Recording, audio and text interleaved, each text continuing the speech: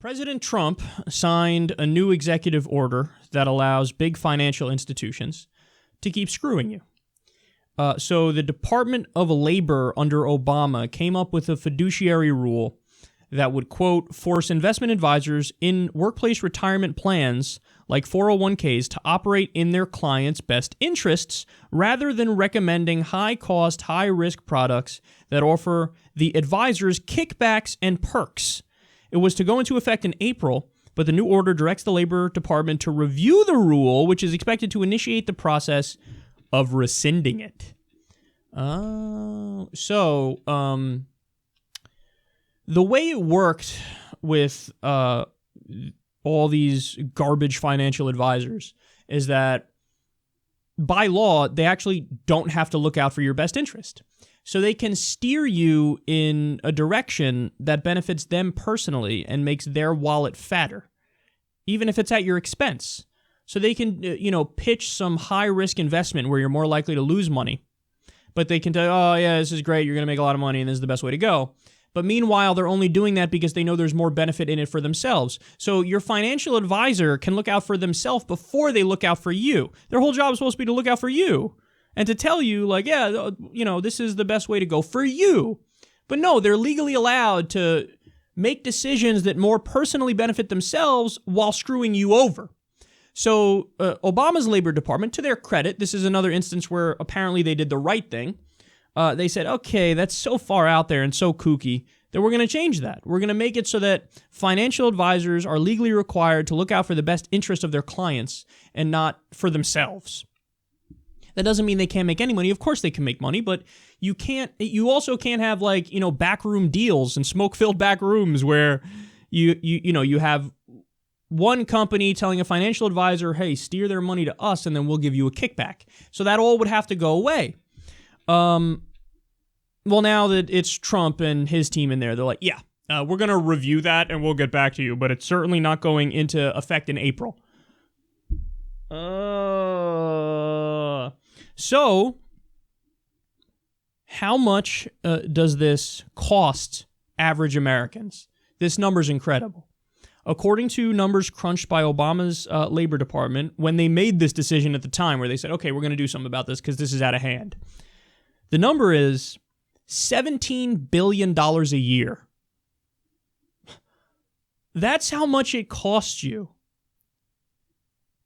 when you have financial advisors who don't have to legally look out for your best interest. By the way, I kind of have personal experience with this in that there are people in my family who have been telling me, oh, you got to invest, you got to set up a retirement account, you got to do this, you got to do that. And I have steadfastly said, nope. If I could, I'd shove all my money under my fucking mattress. But no. Why? Because I know about shit like this.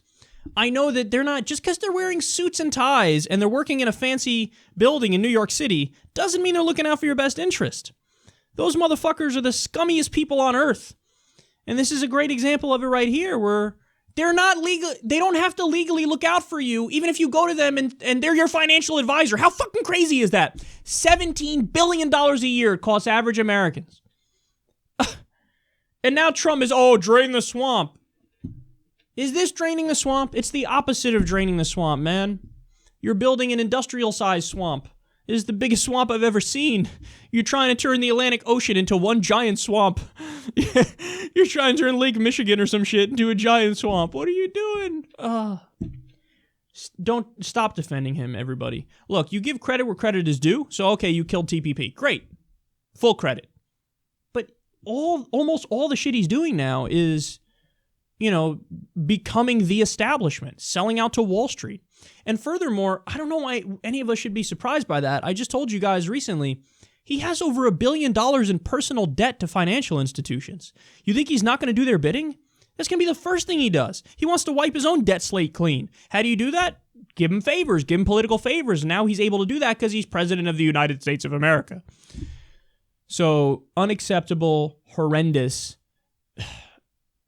And this is something here where the media should cover it for a week straight. They should do the breaking news banner. Their hair should be on fire.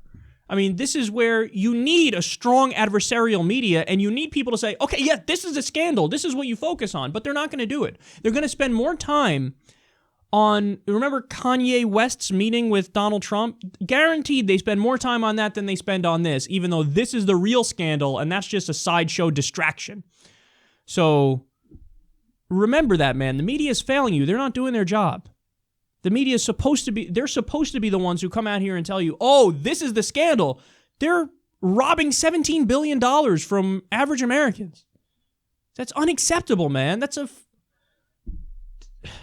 I mean, that alone, if the Democrats hammered away on that point, they should be able to win the next election easily. You robbed $17 billion from average Americans, and you're going to say you're fighting for them. My ass cheeks, you're fighting for them. Democrats hammer away, media hammer away, not for political and partisan reasons, but because it's a news story and it's factual, and it's amazing, and this is a scandal. So it's not partisan to bring this up and say, oh, yeah, Trump is doing something bad. It's objective to say he's doing something bad for average Americans. He's robbing $17 billion from them. So I'm sick of it, man. The whole thing, the whole fucking system is just rotting, and we're all sitting here watching it. And, you know, as my buddy Jimmy Dore says, you wonder why people get their news from YouTube. Because at least I'm talking about this. At least he's talking about this. So, by the way, credit to The Intercept, because The Intercept, they're the ones who had this article that I saw.